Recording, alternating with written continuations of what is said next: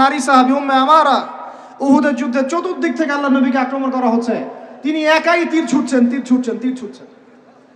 মহিলা সাহাবী, নারী সাহাবী, আমাদের নারী মেহেদি দেয় বসে বসে, তাও বয়ফ্রেন্ডের জন্য। আমাদের নারীরা ঘরে বসে বসে মেহেদি দেয়, পার্লারে যায় বয়ফ্রেন্ডের জন্য। আর উম্মে আমারা রাদিয়াল্লাহু আনহা, তাদের মতো সাহাবীরা জীবন দেন রাসূলের জন্য। স্বাধীনতা এই যে, তারা স্বাধীন, আল্লাহর দাসত্বের অধীনে তারা কাউকে পরোয়া করতেন না। তখন উম্মাহ ছিল স্বাধীন। আর কি, মুসআব বিন উমাইর, বিখ্যাত সাহাবী, তরুণ সাহাবী, দায়ী মানুষ, এত দামি পারফিউম ইউজ করতেন, এটা এখনকার লাখ টাকা কোটি টাকার দাম হবে। বিত্তশালী পরিবারের, এই যে বিত্তশালী পরিবারের সন্তানরা শোনেন, আপনারা তো বাইক দাবড়ায় বেড়ান, গাড়ি ড্রাইভ করে বেড়ান, মাঝখানে অ্যাক্সিডেন্ট করে দেন, কেসও খান না, বাপের টাকা আছে পার পেয়ে যান, ইয়াবা খান, তারপরে গিয়ে মেয়ে নিয়ে ফুর্তি করেন, জেনা নিত্য নৈমিত্তিক ব্যাপার। একটা মেয়েকে পিছনে উঠান, 7 দিন ঘোরেন, আবার চেঞ্জ করেন, 7 দিন পর আরেকটা নেন। মুসআব বিন উমাইরও ধনীর সন্তান ছিলেন, ধনীর দুলাল। যখন ইসলাম এসেছে, কুরআন এসেছে, শুনেছেন, তিনি ইসলাম কবুল করেছেন। মা সম্পত্তি থেকে বঞ্চিত করেছে, তাকে চাটাইয়ের মধ্যে জড়িয়ে নিচে আগুন দেওয়া হতো, ধোঁয়া দেওয়া হতো, আযাব দেওয়া হতো পারিবারিকভাবে। তিনি যখন নবীর কাছে আসলেন, নবী তাকে বললেন, তুমি মদিনায় যাও। কোথায়? মদিনায় গিয়ে দাওয়াতি কাজ করো। মদিনায় দাওয়াতি কাজ করতে লাগলেন। তার একক দাওয়াতে মদিনার 75টা পরিবার ইসলাম কবুল করেছে। এই যে মদিনায় যে ইসলামের আপনি জয় জয়কার দেখছেন, এটা মুসআব বিন উমাইর রাদিয়াল্লাহু আনহু দাওয়াতের একটা ফসল, আল্লাহ রাসূলের দোয়া। কয়টা পরিবার? এই 75 পরিবার এসে বায়াত করলেন নবীর কাছে। তারপরে নবী হিজরত করলেন মদিনায়। এমনি হয়নি, এগুলো প্রেক্ষাপট। ওই মুসআব বিন উমাইর রাদিয়াল্লাহু আনহু উহুদের যুদ্ধে শহীদ হচ্ছেন, তার গায়ে তখন 50টার বেশি তরবারের আঘাত আছে। কয়টা বেশি? তার মাকবারা ওখানেই আছে, দেখে আসেন। তিনি স্বাধীন। ওই ময়দানে যারা সেদিন ছিলেন, ওই শনিবার সকাল 10টা থেকে, ওটা তো শাওয়াল মাসের, তাই না? শাওয়াল না, রমজানে পড়ে শাওয়াল মাসেই যুদ্ধ হয়েছে। শাওয়াল মাসের 10 তারিখ, মেবি 10 তারিখ, 9 তারিখ, সিরাত কারা পড়েছেন, 9 বা 10 সকালবেলা যুদ্ধ হচ্ছে। ওই সময়ে পৃথিবীতে যারা ওই সময় যুদ্ধ করছেন মুসলমানদের পক্ষে, আল্লাহর জমিনের মধ্যে সবচেয়ে শ্রেষ্ঠ মানুষ তারা, সবচেয়ে শ্রেষ্ঠ জীবন, শ্রেষ্ঠ মৌত। ওখানে তারা উঠবেন, তখন তাদের গা থেকে মেশকাম্বরের ঘ্রাণ ছুটতে থাকবে।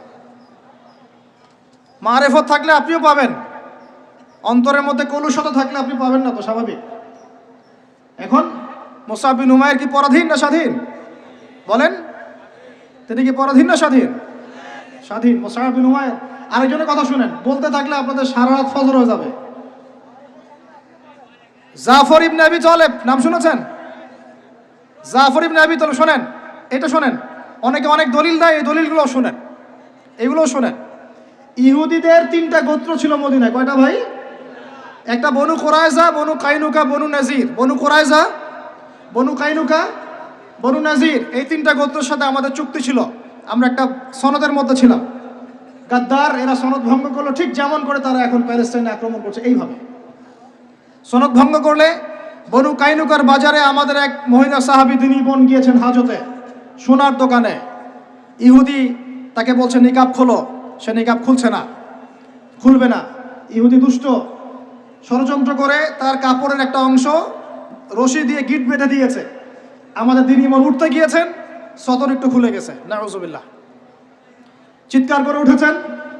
পাশে ছিলেন এক আমাদের আনসারী সাহাবী, আওয়াজ শুনেছেন। সেই আওয়াজ শুনে এক মুহূর্ত দেরি করেন নাই, মদিনায় ফিরে এসে নবীর কাছে পারমিশনও চান নাই। বুঝেন, দলিল বুঝেন। তিনি এক মুহূর্ত দেরিও করেন নাই, মদিনায় ফিরে গিয়ে নবীর কাছে পারমিশনও নেন নাই। তার কাছে একটা খোলা তরোয়াল ছিল, বের করেছেন, এই ইহুদির গর্দানে একটা কোপ দিয়ে গর্দান নামাই দিয়েছে। সাহসীদের মতো বলেন আল্লাহু আকবার। বাস, আমি টপিক হারাই ফেলব। বাস ভাই, বসেন, আমি টপিক হারাই ফেলবো। আমি দলিল দিচ্ছি আপনাকে, এই সাহাবী নবীকে গিয়ে জিজ্ঞাসা করেন না, করেছেন? পরামর্শ নিয়েছেন? তার সামনে তার বোনকে এইভাবে টিস করা হয়েছে, এক মুহূর্ত দেরি করেন নাই, গর্দান নামাই দিয়েছে। এবার এবার ইহুদিরা মিলে ওই সাহাবীর উপর আক্রমণ করে ওই সাহাবীকে শহীদ করে দিয়েছে, নাই শেষ, উনাকে মেরে ফেলেছেন। তারপরে এই কেসটা নবীর দরবারে আসলো। নবীর দরবারে আসার পরে নবী সাল্লাল্লাহু আলাইহি ওয়াসাল্লাম সাহাবীর ব্যাপারে কোনো সমালোচনা তো করলেনই না। সাহাবী তুমি ভুল করেছো, আমাকে জিজ্ঞেস করো নাই, আমার পরামর্শ কেন নাও না, এগুলো তো বললেনই না। বরং তার অন্যান্য সাহাবীদেরকে বললেন, সবাই যুদ্ধের বর্ম পরে বের হও, বনু কাইনুকাকে আক্রমণ করতে হবে। এখন আপনি দেখছেন 3 মাসে 19,600 জন, 3 মাসে 1.5 মাসে 19,600 জন। আর এখানে একজন মুসলিম ভাই, একজন মুসলিম বোনের ইজ্জতের বিনিময়ে নবী সাল্লাল্লাহু আলাইহি ওয়াসাল্লাম পুরা বনু কাইনুকাকে একদম সমূলে উৎপাটিত করে মদিনা থেকে বিতাড়িত করলেন। ওই উম্মার সাথে এই উম্মার কোনো সম্পর্ক আছে? ওই আরবের সাথে এই আরবদের কোনো সম্পর্ক আছে? ওই স্বাধীনতার সাথে এখনকার এই পরাধীনতার কোনো সম্পর্ক আছে? এরপরে আপনারা ফ্যান্টাসি নিয়ে পড়ে আছেন। আল্লামা রুমি বলতেন, উনি একজন বড় সুফি মানুষ ছিলেন, উনি বলতেন যে আমি যা বুঝি আর আমি যা জানি বুঝতে পারি, তোমাদেরকে বলে কি লাভ, তোমরা তো বুঝবা না। কে বলতেন? বড় বড় যারা আল্লাহর ওলি তাদের কথাটা একটু এই টাইপের হয়, মনে হয় একটু অস্বাভাবিক, কিন্তু এর ভিতরে অনেক গভীরতা থাকে। আমি নিজেও এই কথা বলতেছি, আমরা যা বুঝি, যা বুঝতেছি, যা দেখতেছি, তা আপনাদেরকে বলে বোঝাতে পারবো না, বলেই বা কি লাভ, আপনি হয়তো বুঝবেনও না। এই একটা ঘটনা দলিল পেলেন। আরেকটা শোনেন, আরেকটা কওম হলো বনু নাজির। রাসূলকে দাওয়াত দিয়েছে, দাওয়াত দিয়ে বলছে যে আমরা ইসলাম কবুল করবো, আসেন নেগোশিয়েট করি। নবীজি বসে, নবী সাল্লাল্লাহু আলাইহি ওয়াসাল্লাম গিয়েছেন দাওয়াত দিতে বনু নাজিরের সিঁড়ির মধ্যে, এটাকে বলে দেয়ালে হেলান দিয়ে আছেন। উপর থেকে এরা চাকি আছে না, চাকি যেটা দিয়ে আমরা ধান ভাঙে আগেকার মারা বোনেরা, বড় বড় যে লোহার আর পাথরের, এইগুলো উপর থেকে ফেলে তাকে হত্যা করার চেষ্টা করেছিল বনু নাজির। কোন গোত্র? ইহুদিদের বনু নাজির। আল্লাহ নবী জিবরাইল আলাইহিস সালামের মাধ্যমে জানতে পারলেন, সেখান থেকে উঠলেন, উঠে বললেন যে ঠিক আছে, বনু নাজিরকে আমরা অবরোধ করব। 1.5-2 মাস অবরোধ করে রাখা হলো, সূরা হাশরে পড়ে দেখেন। এরপরে এরা নিজেদের ঘরবাড়ি বাঁধে করে নিয়ে মদিনা থেকে বিতাড়িত হলো। বনু নাজির, দলিল নাম্বার 2। 3 বনু কুরাইজা, বাকি আছে শুধু একটা, এখন বনু কুরাইজা। বনু কুরাইজাকে বলা হয়েছে আমাদের সাথে থাকবে, অন্যদের সাথে যাইতে পারবো না। Okay fine. খন্দকের যুদ্ধে 10,000 সেনাবাহিনী নিয়ে আবু সুফিয়ান আক্রমণ করেছে মদিনা, অবরোধ করে রেখেছে। এই সুযোগে বনু কুরাইজা কুরাইশদের সাথে মিলে আমাদের সাথে গাদ্দারি করল।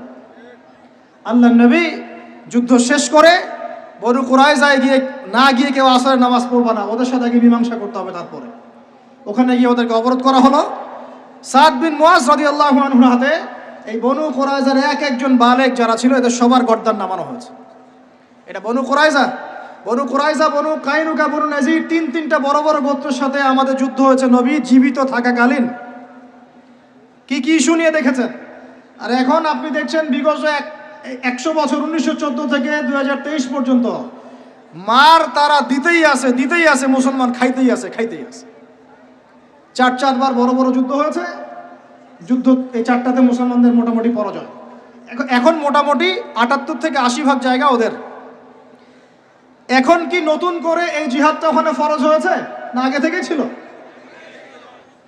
ওদেরকে বের করে দেওয়ার পর, 3টা গোত্রকে বের করে দেওয়ার পর খায়বারে তারা কিছু বাকি ছিল। আলী রাদিয়াল্লাহু আনহু হাতে পতাকা দিয়ে বললেন, খায়বারে যাও, আক্রমণ করো, এই নাইম দুর্গ তুমি জয় করবে ইনশাআল্লাহ। খায়বারের মারহাব ছিল একজন বীর, ইহুদি বীর, একাই 10 জনের সাথে লড়তে পারে। আলী ইবনে আবি তালেবের তরোয়ালের আঘাতে ওর মাথার উপর থেকে তরোয়াল গিয়ে এইভাবে বসে গেছে মাটিতে, মানে দেহটা এইভাবে দ্বিখণ্ডিত হয়ে গেছে। ওদেরকে তারপরে বের করে দেওয়া হয়েছে। তারপর নবী সাল্লাল্লাহু আলাইহি ওয়াসাল্লাম বলেছেন তার ইন্তেকালের কয়েকদিন আগে, যে আমার ইন্তেকালের পর তোমরা বাকি যে অবশিষ্ট যারা আছে এদের সবাইকে জাজিরাতুল আরব থেকে বের করে দিবে। কে বলেছেন এটা? বলেন। এখন তারপর ওমর রাদিয়াল্লাহু আনহু ওটা জয় করেন, আমাদের আন্ডারে থাকে। 1099 সালে ক্রুসেডাররা গিয়ে ওটা আমার দখল করে। তার মোটামুটিভাবে 80 থেকে 90 বছরের মধ্যেই 1176 নাকি 87, 1176 1176-এর দিকে আইয়ুবী রাহিমাহুল্লাহ গিয়ে সেটা আবার জয় করেন। তারপরে আবার ওখানে লড়াই হয়েছে, তারপরে আবার গিয়ে আপনার মামলুকদের ভূমিকা আছে, জেঙ্গিদের ভূমিকা আছে, তুর্কিদের ভূমিকা আছে, ওসমানীয়রা আবার দখল করেছে। এই সিলসিলা চলতে চলতে 1914 সালে গিয়ে তারা এই ব্রিটেনের সহযোগিতায় এই জায়গাটা দখল করেছে। কত সালে? এই তো 1914 সালে। দখল করার পর থেকে এখন এই বিগত 100 বছরে ওখান থেকে তারা বিশ্বের সব নিয়ন্ত্রণ করা শুরু করেছেন। জায়গা দখল থেকে শুরু করে মুসলিম ভাইদেরকে দমন, আমাদের বোনদেরকে ধর্ষণ, শিশুদেরকে হত্যা, জমি উপড়ে ফেলা, কি না করেছে। এখন তারা ওখানে দাজ্জালের শাসন প্রতিষ্ঠা করতে চাচ্ছে। এরাই তারা যারা দাজ্জালকে নিয়ে বিশ্বকে শাসন করবে। শেষ জামানার দাজ্জালের কনসেপ্ট না জানলে আল্লাহর কসম আপনি ওয়ার্ল্ড অ্যাফেয়ার্স বুঝতে পারবেন না। এখন শেষ করে দেয় এই কথা থেকে, দেখুন তারা বিগত 100 বছরে ওখানে যা যা করেছে বা করে যাচ্ছে, এরপরেও যদি আমাদের টনক না নড়ে, আমরা যদি মনে করি যে আমরা তো খুব ভালো আছি, তাহলে আল্লাহর কসম আমরা এখন উম্মাও বুঝি নাই, স্বাধীনতাও বুঝি নাই। আমাদের সবাইকে বুঝতে হবে পুরো মুসলিম উম্মা একটা দেহ। আমরা নিজেদের বেসিক ঠিক করব, অর্থনীতি ঠিক করব, আমাদের পরিবার ঠিক করব, আমাদের দাওয়াতের মোটিভটা ঠিক করব। এই ইস্যু পাগল জাতি হব না, মূল জায়গায় থাকার চেষ্টা করবো ইনশাআল্লাহ। আস্তে আস্তে সেই প্রজন্ম আসবে ইনশাআল্লাহ। আমি না পড়ি, আপনি না পড়েন, আমাদের পরের জেনারেশন পারবে ইনশাআল্লাহ, বা তারপর একদিন না একদিন বাইতুল মুকাদ্দাসে আমরা নামাজ পড়বো ইনশাআল্লাহ। বাইতুল মুকাদ্দাসে সালাত আদায় না করা পর্যন্ত আমাদের শান্তি নাই। বাইতুল মুকাদ্দাস বিজয় না হওয়া পর্যন্ত এই মুসলিম উম্মার ঘুম নাই। কারণ তারা মুসলিমদেরকে ঘুমাতে দিবে না। তারা মুসলিমদেরকে ভাগ করে ফেলবে, বিভিন্ন মতবাদে ভাগ করে ফেলবে। তারা মুসলিমদেরকে স্যাংশন দিবে, অর্থনৈতিকভাবে পঙ্গু করে ফেলবে, মিডিয়া নিয়ন্ত্রণ করে ফেলবে, ওরা টেকনোলজি নিয়ন্ত্রণ করবে। মুসলিমদেরকে তারা দাঁড়াতে দিবে না যতক্ষণ পর্যন্ত বাইতুল মুকাদ্দাস পাচ্ছেন না। আর এখন এই ইস্যুগুলো নিয়ে কথা বললে মুসলমানদের মধ্যে এক শ্রেণীর মোনাফেক তারা আমাদের বিপক্ষে কথা বলা শুরু করে। এই জাতির এখন চিনতে আশা করি বাকি নাই যে মুসলিমদের মধ্যে কত মুনাফেক ঢুকে গেছে। কোন দলের সাথে আমাদের কোনো দ্বন্দ্ব নাই, আমাদের দ্বন্দ্ব হচ্ছে কথিত মুনাফেকদের সাথে, যারা এই চলমান সংকটের মধ্যেও মুসলমানদের পক্ষে না গিয়ে জালেমের পক্ষ নিচ্ছে। এই চলমান সংকটের মধ্যেও মাজলুমদের পক্ষ না নিয়ে যারা জালেমের পক্ষ নিচ্ছে, এদের সাথে আমার কোনো সম্পর্ক নাই, আপনাদেরও সম্পর্ক থাকার কথা না, এই উম্মারও সম্পর্ক নাই। আল্লাহর কসম ইনশাআল্লাহ আমাদের সন্তানদের হাতে বাইতুল মুকাদ্দাস বিজয় হবে ইনশাআল্লাহ। এখন আপনি আমি সেই দায়িত্ব পালন করবো কিনা সেটা আমাদের বিষয়। আমাদের কর্তব্য কি সেটা আমাদের বুঝতে হবে। এইসব ফ্যান্টাসি বন্ধ করেন, এইসব উপরি স্লোগান বন্ধ করেন, এবং আই ওয়াজ শোডাউন সব বন্ধ করেন। সবাই 5 ওয়াক্ত নামাজি হয়ে যায়, আল্লাহ তৌফিক দান করেন। সবাই মিলে তাহাজ্জুদ গুজার হয়ে যায়, আল্লাহ তৌফিক দান করেন। আল্লাহ পাক সবাইকে হালাল খাওয়ার তৌফিক দেন। সবাই অর্থনীতি ঠিক করে ফেলাই, সবাই দাওয়াতের মেহনতে লেগে পড়ি। আল্লাহ যাকে যা দিয়েছেন তাই দিয়ে দিনের খেদমত করেন। এক ভাইকে আল্লাহ পাক টাকা দিয়েছেন, টাকা দিয়ে করেন। জমি দিয়েছেন, জমি দিয়ে করেন। জ্ঞান দিয়েছেন, জ্ঞান দিয়ে করেন। আপনাকে আল্লাহ পাক মসজিদ মাদ্রাসা দিয়েছেন, তাই দিয়ে করেন।